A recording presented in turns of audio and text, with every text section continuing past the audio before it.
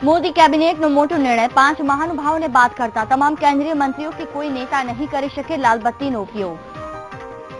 बाबरी ध्वंस केस में supreme court ना आदेश बाद प्रवीण तोगड़ियाનું निवेदन કહ્યું સીબીઆઈએ કર્યું દેશના 100 કરોડ હિન્દુઓનું અપમાન। મહીસાગર પેપર લીક કેસમાં 3 ની ધરપકડ તો પાટણમાં ધોરણ 6 નું અંગ્રેજી પેપર વાયરલ થયું બાદ થયું રદ। राज्य सरकारे करी अछतनी स्थितिनी समीक्षा पाणीनी जरूरियातवाळा विस्तारमां मळशे माथादीठ 50 लीटर पाणी। कलोलनी प्राथमिक शाळामां मध्याह्न भोजनमांथी નીકળ્યો ઉંદર શિક્ષકની સતર્કતાથી ભોજન પીરસાતું અટકાવાયું। અને નેપાળના રાષ્ટ્રપતિ વિદ્યાદેવી ભંડારીએ કર્યા વિશ્વ પ્રસિદ્ધ દ્વારકા મંદિરના દર્શન તો સોમનાથમાં પણ કરી પૂજા અર્ચના।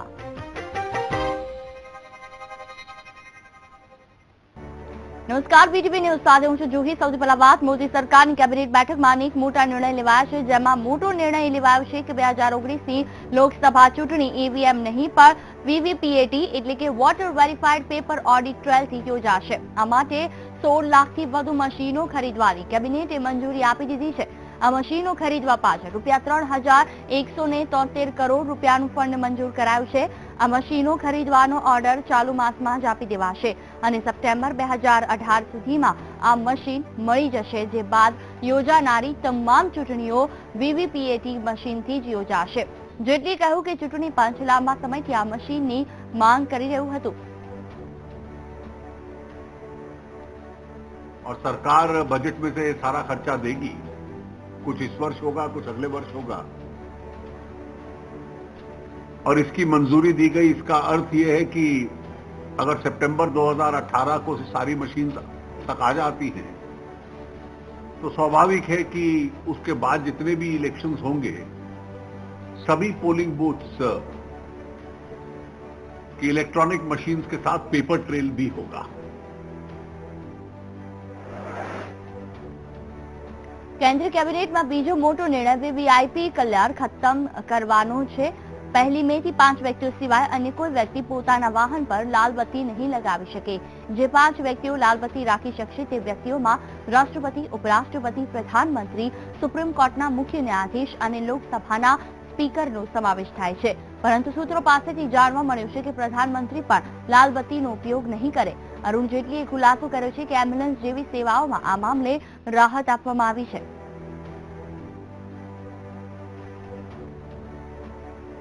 ये सेंट्रल रूल है और केंद्र सरकार संशोधन करके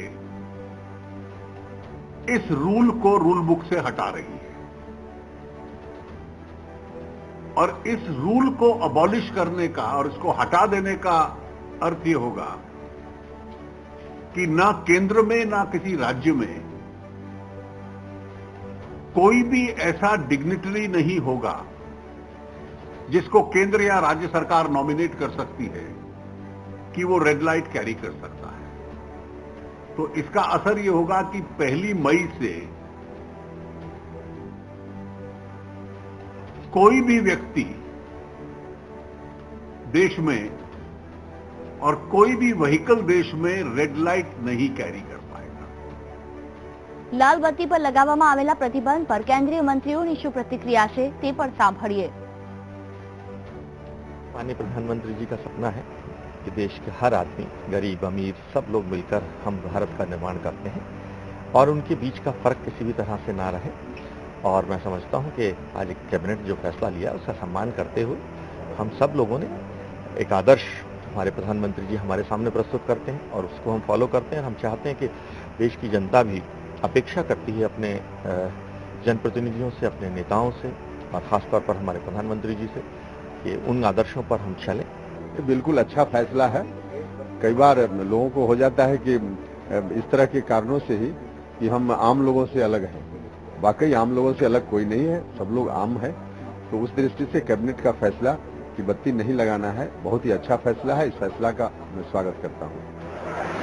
केंद्रीय कैबिनेटे आज वीआईपी कल्चर खत्म करता लाल और वादળી बत्तीना उपयोग पर अंकुश लगावવાનો ફેસલો કર્યો। 1 મે મજૂર દિવસ છે અને આ દિવસથી આ મહત્વનો ફેસલો લાગુ કરવામાં આવશે। ત્યારે પ્રધાનમંત્રી મોદી અને કેન્દ્રીય કેબિનેટના નિર્ણયને સરાહનીય ગણાવતા મુખ્યમંત્રી વિજય રૂપાણીએ પણ પોતાની પ્રતિક્રિયા આપી। તેમણે જણાવ્યું હતું કે ગુજરાત સરકાર પણ આ અંગેની માહિતી મેળવી આ દિશામાં વિચાર કરશે। जो प्राइम मिनिस्टर और कैबिनेट ने जो डिसीजन लिया है ये सराहनीय बात है।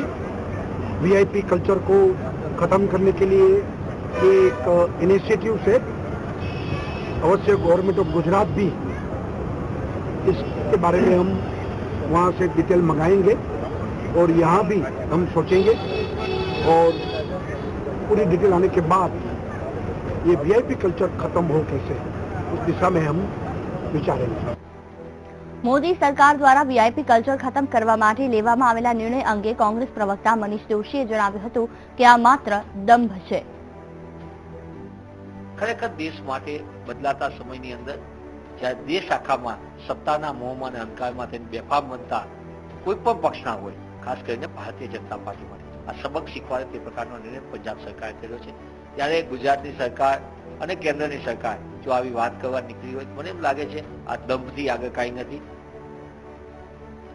સુપ્રીમ કોર્ટમાં મહત્વની સુનાવણી હાથ ધરાઈ, તે આદેશની જોરદાર અસર પણ થઈ।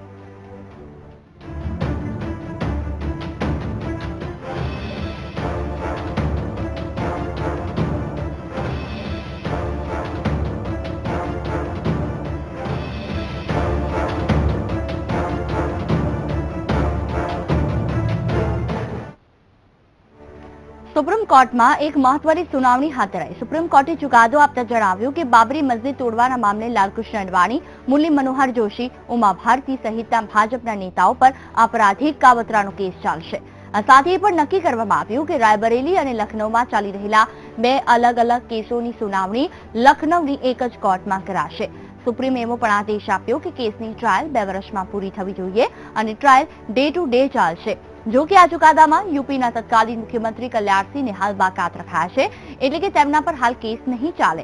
રાજ્યપાલના પદ પર હોવાને કારણે કલ્યાણસિંહ પર કેસ ચલાવવામાં નહીં આવે।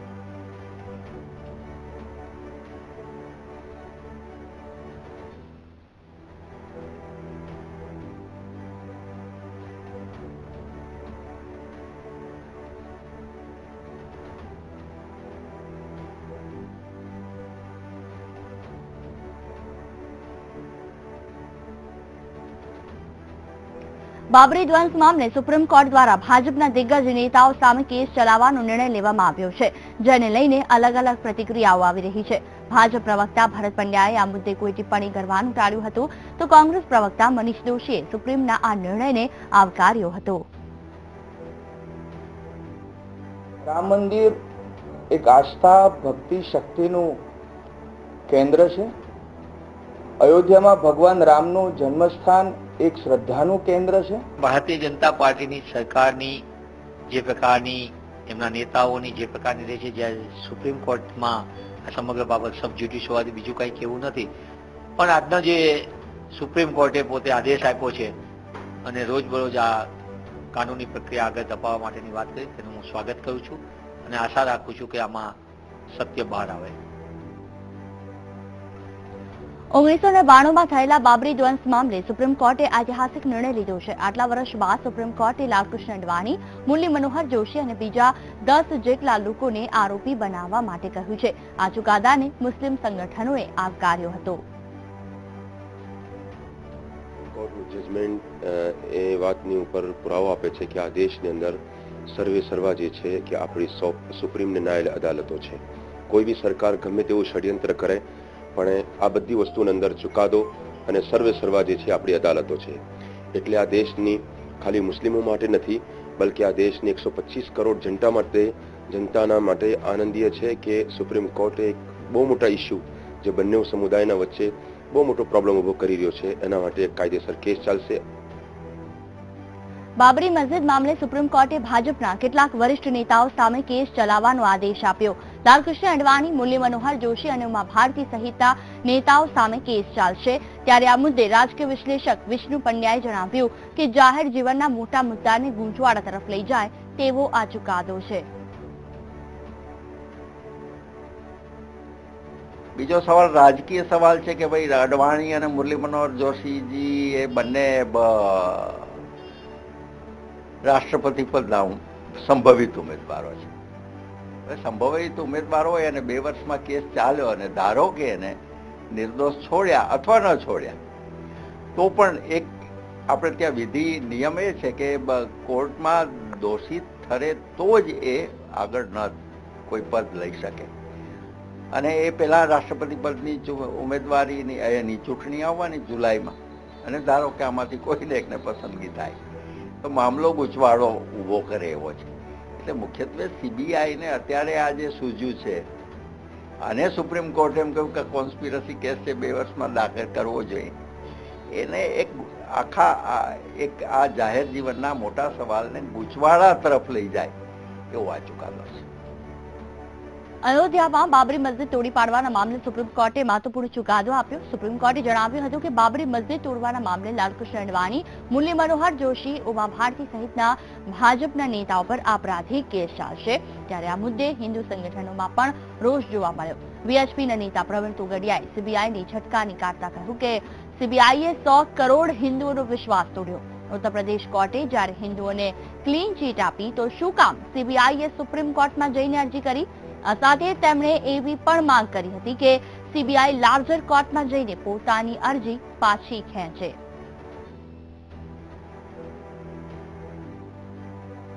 હિન્દુઓના અપમાનની મર્યાદાઓ ઓળંગાઈ રહી છે અને સીબીઆઈએ સુપ્રીમ કોર્ટમાં જઈ અને આ દેશના 100 કરોડ હિન્દુઓને અપમાનિત કરવાનું એક કામ કર્યું છે. એ સુપ્રીમ કોર્ટમાં લાર્જર બેન્ચમાં અપીલ કરી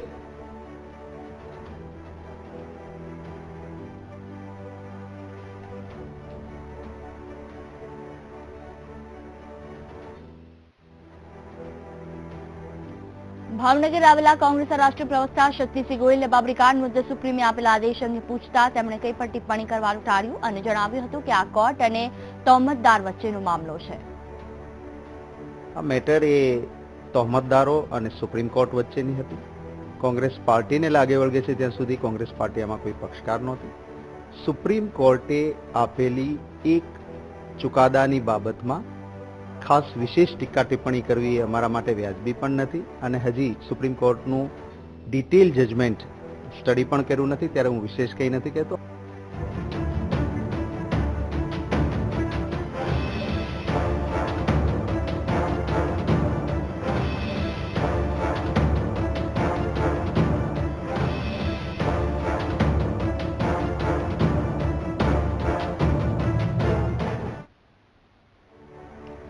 બોર્ડની પરીક્ષામાં 24 માર્ચના રોજ લેવાયેલ અંગ્રેજીનું પેપર વોટ્સએપ પર ફરતું થયું હોવાની ઘટનાને લઈને શિક્ષક જગતમાં ખળબળાટ મચી ગયો.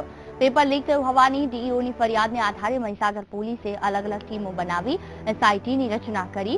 પોલીસની ટીમે તપાસ અર્થે 60 લોકોની પૂછપરછ કર્યા બાદ 30 જેટલા મોબાઈલ ફોન કબજે લીધા. સાયબર એક્સપર્ટની ટીમે ગુનામાં વાપરવામાં આવેલા લેપટોપ, સીસીટીવી ફૂટેજ અને કોલ ડિટેલ તપાસી 3 આરોપીઓની ધરપકડ કરી હતી.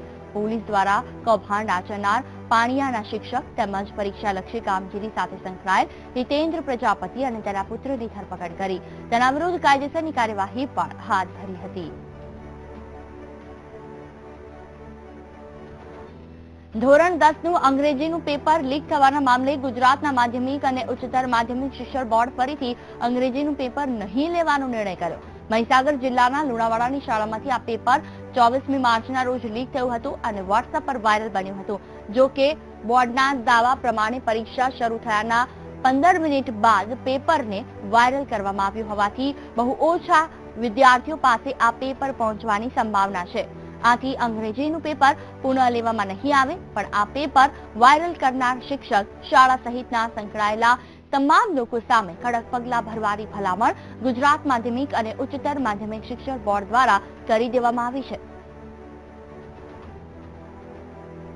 ફેલાવો સવારે 10:15 વાગે ખબર પડી, એનો ફેલાવો એટલો એ કહી શકાયો નથી વ્યાપક. મારા 11 લાખ સ્ટુડન્ટ્સ છે અને કેટલા સ્ટુડન્ટ સુધી કે આ વસ્તુ પહોંચી ગઈ હોય એવું કંઈ છે નહીં. જે છે વ્યાપક નથી આનો ફેલાવો. એ સંદર્ભમાં પુનઃ પરીક્ષા લેવાની કોઈ બાબત ઉપસ્થિત થતી નથી. ધોરણ 10ના અંગ્રેજીના પેપર લીક થવાની ઘટનામાં પોલીસે કરેલી તપાસને રાજ્યના શિક્ષણ મંત્રી ભૂપેન્દ્રસિંહ ચુડાસમાએ બિરદાવી છે અને આ સમગ્ર કેસમાં 3 આરોપીઓની કરેલી ધરપકડ બાદ હવે રાજ્યનો શિક્ષણ વિભાગ નિયમ અનુસાર પગલાં ભરશે તેવી ખાતરી આપી. પ્રજાપતિ હિતેન્દ્ર ઉર્ફે હિતેશ મંગળભાઈ પ્રજાપતિ અને હર્ષદ રમણભાઈ પ્રજાપતિ. રમણભાઈનો પુત્ર છે હર્ષદ અને હિતેન્દ્ર છે એનો ભત્રીજો છે. એમની ધરપકડ કરવામાં આવી છે. એમની પાસેથી 30 મોબાઈલ અને એક લેપટોપ પણ કબજે કર્યું છે. આગળની કાયદેસરની પોલીસ કાર્યવાહી કરી રહી છે. મહેસૂલ મંત્રી ભૂપેન્દ્રસિંહ ચુડાસમાના અધ્યક્ષસ્થાને આજે રાહત અને અછત સમીક્ષા માટે કેબિનેટ પેટા કમિટીની એક બેઠક મળી. ત્યારે આ બેઠક બાદ જાહેરાત કરવામાં આવી છે કે રાજ્યમાં ટેન્કરથી પાણી આપવામાં આવી રહેલા વિસ્તારોમાં માથાદીઠ 30 લીટરની જગ્યાએ 50 લીટર પાણી આપવામાં આવશે. સાથે જ ભૂપેન્દ્રસિંહે સ્પષ્ટ જણાવ્યું હતું કે રાજ્યના ડેમોમાં 42% કરતાં વધારે પાણી છે, જે ગત વર્ષની સરખામણીમાં 16% જેટલું વધુ છે. જ્યારે રાજ્ય સરકાર પાસે 4 કિલો ઘાસનો જથ્થો પણ ઉપલબ્ધ છે.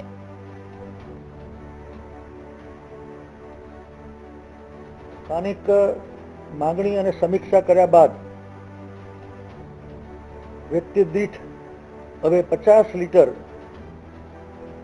પશુ સહિત પાણી આપવાની એક મહત્વની જાહેરાત હું અત્યારે કરું છું. અમારી પાસે અત્યારે પૂરતા પ્રમાણમાં 42.77% જળાશયોમાં પાણી છે. ગત વર્ષ કરતા આ વખતની આજની સ્થિતિએ 16%ની વધારે સ્થિતિ છે. રાજ્યમાં શાળા ફી નિયમનના કાયદા બાદ ઠેર ઠેર વાલીઓ અને શાળા સંચાલકો વચ્ચે સંઘર્ષ ઉભો થયો. ત્યારે રાજ્યના શિક્ષણ મંત્રી ભૂપેન્દ્રસિંહ ચુડાસમાએ સ્પષ્ટતા કરી છે કે ફી નિયમનના કાયદાનું ચુસ્ત પાલન કરવામાં આવશે અને તે માટે જરૂરી નિયમો ટૂંક સમયમાં બનાવવામાં આવશે. આ સાથે શિક્ષણ મંત્રીએ વાલીઓને સંયમ જાળવવા માટે પણ અપીલ કરી હતી. સંચાલકો અને વાલીઓને ગુજરાતની પ્રજાને કહેવું છે કે અમલીકરણની દિશામાં સરકાર મક્કમતાથી આગળ વધી રહી છે. કોઈએ પણ લેશ માત્ર શંકા રાખવાની જરૂર નથી. સંચાલકોને સાથ આપવાનો હું અનુરોધ કરું છું. સંચાલકોને પોતાનું વ્યાજબીપણું સાબિત કરવાની નેચરલ જસ્ટિસ માટેની પણ બિલમાં વ્યવસ્થા છે.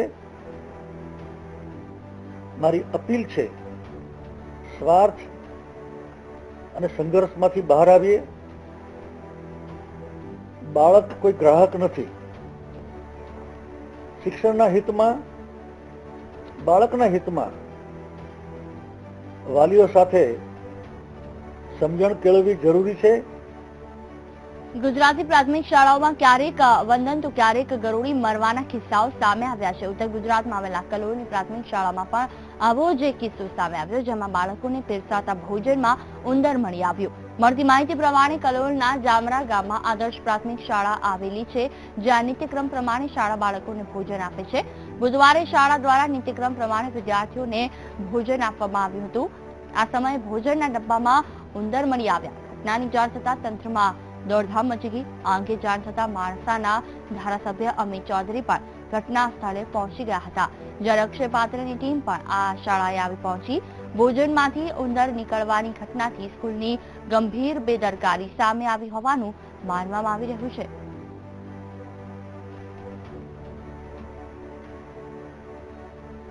સુરતના ભાદા તળાવ વિસ્તારમાં સીઆઈડી ક્રાઇમના દરોડા પાડ્યા છે. મળતી માહિતી પ્રમાણે જનતા માર્કેટમાં આવેલી 5 મોબાઈલની શોપમાં સીઆઈડી ક્રાઇમની ટીમે દરોડા પાડ્યા હતા, જેમાંથી 4 મોબાઈલ શોપમાંથી કોપીરાઇટ વગરના મોબાઈલ મળી આવ્યા. કોપીરાઇટ વગરનો તમામ જથ્થો જપ્ત કરી આ અંગે વધુ તપાસ હાથ ધરવામાં આવી છે.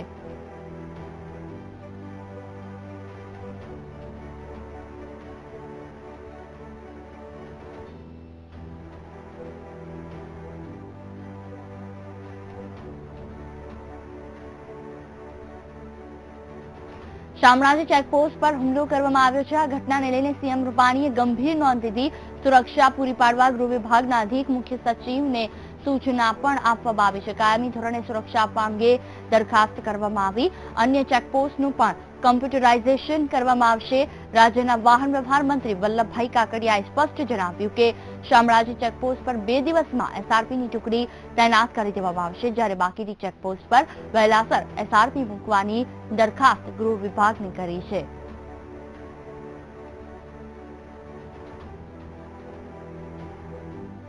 રાજ્યમાં સામાજિક તત્વોનો આતંક વધતો જાય તેવું લાગી રહ્યું છે. 2 જિલ્લાઓના 2 ટોલ નાકા પર અસામાજિક તત્વોએ તોડફોડ કરી હંગામો મચાવ્યો.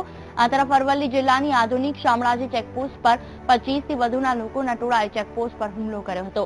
24 કલાકમાં 2 વખત હુમલો થતા કર્મચારીઓમાં ભયનો માહોલ છે. બીજી તરફ સૌરાષ્ટ્રના વેરાવળમાં ટોલ નાકા પર 60 લોકોના ટોળાએ આતંક મચાવ્યો હતો. હુમલાનું કારણ હજુ પણ અકબંધ છે.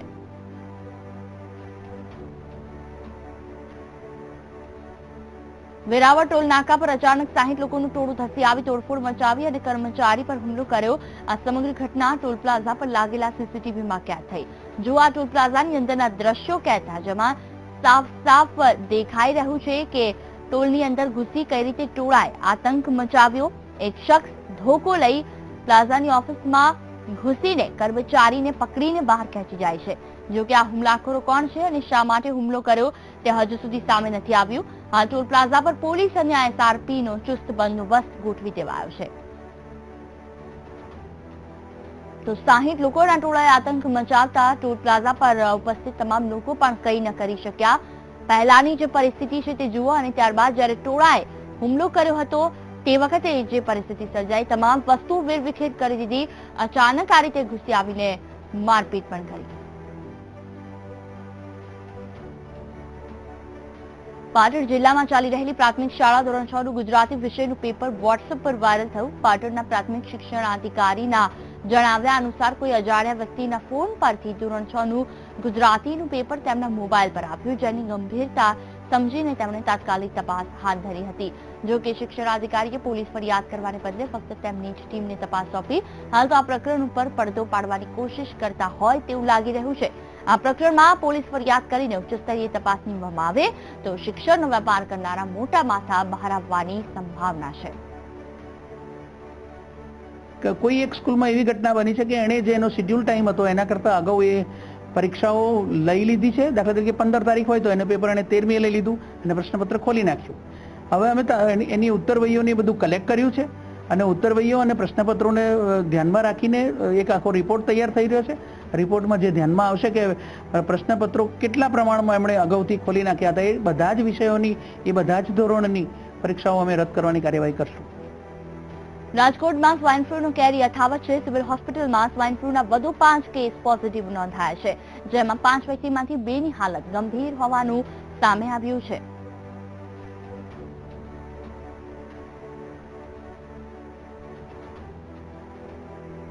રાજ્યના પાટનગરમાંથી જ પોલીસે કોલ સેન્ટર પકડી પાડ્યું છે. વિદેશોમાં ફોન કરી રૂપિયા પડાવવાનું કામ કરતા આ કોલ સેન્ટરનો મુખ્ય સૂત્રધાર નિવૃત્ત પોલીસ અધિકારીનો સંબંધી હોવાનું બહાર આવ્યું છે. ગાંધીનગરના ઇન્ફોસિટીના ટાવર 2ના 3જા માળે ઓફિસ નંબર 303માં આ કોલ સેન્ટર ચાલતું હોવાની ઇન્ફોસિટી પોલીસ સ્ટેશન અને આરઆર સેલને બાતમી મળતા આજે સવારે તેમણે રેડ કરી હતી, જેમાંથી 9 લાખનો મુદ્દામાલ અને મુખ્ય સૂત્રધાર રાજેન્દ્રસિંહ ચૌહાણ સહિત કુલ 19 કર્મચારીઓની ધરપકડ કરવામાં આવી. પોલીસ સૂત્રોના જણાવ્યા પ્રમાણે અમદાવાદમાં કોલ સેન્ટર સામે તવાઈ આવ્યા બાદ ગાંધીનગરમાં આ કોલ સેન્ટર શરૂ કરવામાં આવ્યું. આ સમગ્ર કેસમાં પોલીસે કોલ સેન્ટરને સીલ કરીને લાખો રૂપિયાના કોમ્પ્યુટર કબજે લઈ લીધા છે, જ્યારે મુખ્ય સૂત્રધાર રાજેન્દ્રસિંહ ચૌહાણ સહિત 19 કર્મચારીઓ સામે ગુનો નોંધી વધુ તપાસ હાથ ધરી છે. 19 આરોપી પકડાયેલા છે. એમાં રાજેન્દ્રસિંહ ચૌહાણ કરીને એક મેઇન સૂત્રધાર છે અને બાકીના 18 છે જે આ ચલાવતા હતા. ગીર સાસણ ગીર સેન્ચરમાં કેમેરા ટ્રેપ ગોઠવવામાં આવ્યા. પ્રાણીઓ પર દેખરેખ માટે 36 થી વધુ કેમેરા ટ્રેપ ગોઠવવામાં આવ્યા. પ્રાણીના સંરક્ષણ અને અધ્યયન માટે વન વિભાગ, અલીગઢ યુનિવર્સિટી દ્વારા આ કેમેરા ગોઠવવામાં આવ્યા છે. આગામી દિવસોમાં આસપાસના વિસ્તારોમાં વધુ કેમેરા ગોઠવવામાં આવશે. રાત્રિના સમય પણ આ કેમેરા કામ કરે છે, જ્યારે પણ વન્ય પ્રાણી પાસે કેમેરા પાસેથી પસાર થતા આપોઆપ ફોટો પાડી જાય છે.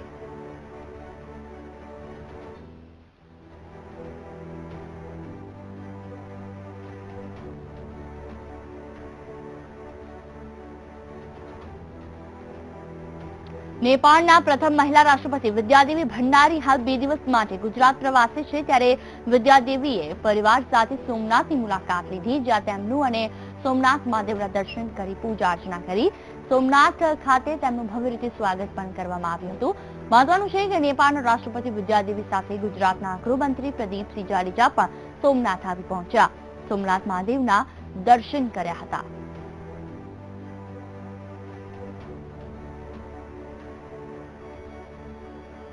नेपाળના મહામહિમ રાષ્ટ્રપતિ શ્રીમતી વિદ્યાદેવી ભંડારીજી દ્વારા આજે સોમનાથ દાદાના પ્રાંગણમાં શીશ ઝુકાવીને પૂજા અર્ચના કરી અને એમણે પોતે ભગવાનના દર્શન કરીને અત્યંત આનંદની લાગણી વ્યક્ત કરી છે. સિંહના સંવર્ધન અને સંરક્ષણ માટે પ્રખ્યાત છે જૂનાગઢનું શક્કરબાગ ઝૂ. હાલમાં અહીં એક નવો પ્રયોગ હાથ ધરવામાં આવ્યો, જેમાં ગર્ભવતી બનેલી સિંહણને શીખવવામાં આવી રહ્યા છે માતૃત્વના પાઠ. તેના આવનારા બચ્ચાને કેવી રીતે જંગલનું વાતાવરણ મળી રહે તે માટે થઈ રહ્યા છે પ્રયત્નો. આવો આ અંગે જોઈએ એક ખાસ અહેવાલ. વિશ્વભરમાં એશિયાટિક લાયન માટે પ્રસિદ્ધ છે જૂનાગઢ શક્કરબાગ ઝૂ. વિશ્વ પ્રખ્યાત ઝૂમાં આ શક્કરબાગ ઝૂમાંથી એશિયાટિક લાયન આપવામાં આવે છે. એશિયામાં પ્રાપ્ત એવા એશિયાટિક સિંહોની પ્રજાતિને બચાવવા સંવર્ધન અને સંરક્ષણના પ્રયત્નો કરવામાં આવી રહ્યા છે. આ માટે ખાસ કરીને આ વર્ષે એક નવો પ્રયોગ હાથ ધરવામાં આવી રહ્યો છે. ગર્ભવતી બનેલી 2 સિંહણોને માતૃત્વના પાઠ શીખવવામાં આવી રહ્યા છે. મહેશ્વરી નામની સિંહણ એક શ્રેષ્ઠ માતા છે અને એટલે જ 2 ગર્ભવતી સિંહણને મહેશ્વરીના બાજુના પાંજરામાં રાખવામાં આવી છે, જેથી મહેશ્વરી પાસેથી માતૃત્વના પાઠ શીખી શકે અને તેના બચ્ચાનું જતન કરતા શીખી શકે. હાલ તો બંને સિંહણો અનુભવી મહેશ્વરી સાથેના પાંજરામાં રહી બચ્ચાનું જતન કરતા શીખી રહી છે. હાલમાં આ સિંહણો બંને ગર્ભવતી છે, એટલે આ એક પ્રયોગ હતો, આ એક પ્રયાસ હતો. એટલે આનાથી ચોક્કસ ફાયદો થશે અથવા તો એને માતૃત્વના તમામ ટ્રેનિંગ મળી જશે એવું કેવું પણ અસ્થાને છે. એક પ્રયોગ છે, એના શું પરિણામ મળશે આવનાર દિવસોમાં આપણને ખ્યાલ આવશે. આ ઝૂ જોવા માટે દેશ વિદેશથી દર વર્ષે લાખો મુલાકાતીઓ આવે છે. તેમના મતે ઝૂના આ પ્રયોગની પ્રશંસા કરવામાં આવી રહી છે. સિંહોના બચ્ચાને જંગલ જેવું વાતાવરણ મળે અને કુદરતી વાતાવરણમાં જીવતા શીખે તે માટે થઈ રહેલા પ્રયત્નો ખરેખર પ્રશંસાપાત્ર છે. ये हम देखने के लिए आए हैं सक्करबाग ज़ू के जूनागढ़ में, और ये ज़ू वालों ने लायंस के लिए सेपरेट केज रखा गया है. वो केज में एक लायन प्रेग्नेंट है, तो इसलिए उसको तो वाइल्ड में रखा गया. तो જૂનાગઢ ઝૂની આ રીતથી હાલમાં તો ચારે બાજુ પ્રશંસા થઈ રહી છે. હવે જોવાનું રહે છે કે ગર્ભવતી બનેલી સિંહણો પોતાના બચ્ચાનું જતન કેવી રીતે કરે છે. મહેશ્વરીના સાથ અને સંસર્ગથી બનેલા સિંહણો ભવિષ્યમાં કેવી માતા બનશે તે જોવાનું રહેશે. Bipin Pandya, VTV news, Junagadh. આગામી 1 મે થી મળનાર વિધાનસભા સત્ર ભાજપ ભંગ કરી શકે છે તેવા કોંગ્રેસ દ્વારા આક્ષેપો થઈ રહ્યા છે. ત્યારે બીજી તરફ ભાજપ વિધાનસભા સત્ર પહેલા સોમનાથના સાનિધ્યમાં કારોબારી યોજવા જઈ રહ્યું છે. ભાજપની કારોબારી કોંગ્રેસ માટે એક ચિંતાનો સંકેત પણ હોઈ શકે. ભાજપ સરકાર સૌ પ્રથમવાર સોમનાથ મહાદેવના સાનિધ્યમાં પોતાની કારોબારી યોજવા જઈ રહ્યું છે. 21 એપ્રિલથી 2 દિવસ માટે યોજાનાર કારોબારીમાં મુખ્યમંત્રી વિજય રૂપાણી, ભાજપના રાષ્ટ્રીય મહામંત્રી વી સતીશ, દિનેશ શર્મા, પૂર્વ મુખ્યમંત્રી આનંદીબેન પટેલ અને ઉપમુખ્યમંત્રી નીતિન પટેલ સહિતના 22 મંત્રીઓ કારોબારીમાં ઉપસ્થિત રહેવાના છે, જ્યારે 500 થી વધુ ડેલિગેટ્સ કારોબારીમાં હાજર રહેશે. મહત્વનું છે, કારોબારી બેઠકના અંતિમ દિવસે અમિત શાહ પણ હાજર રહેશે અને તમામ કાર્યકર્તાઓ અને હોદ્દેદારો સાથે આગામી ચૂંટણી માટે રણનીતિ ઘડશે એવી પણ માહિતી છે. સોમનાથ મહાદેવના દર્શન કરી ભાજપના હોદ્દેદારો આગામી ચૂંટણીની તૈયારીઓ માટે જુદા જુદા ક્ષેત્રમાં પ્રસાર પ્રચાર પણ શરૂ કરશે.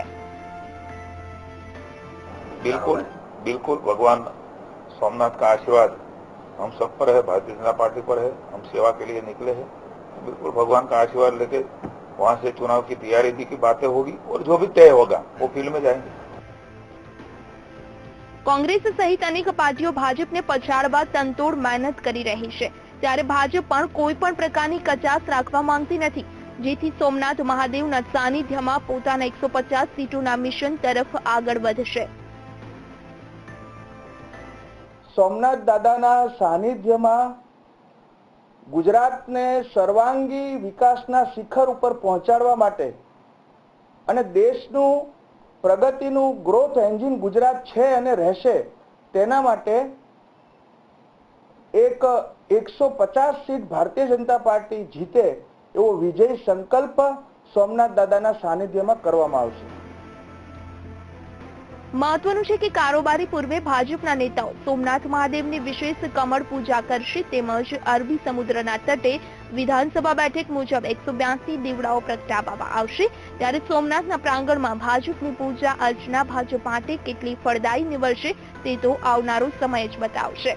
કેમેરામેન મેહુલ રાઠોડ સાથે મેહુલ દેસાઈ, VTV ન્યૂઝ, અમદાવાદ.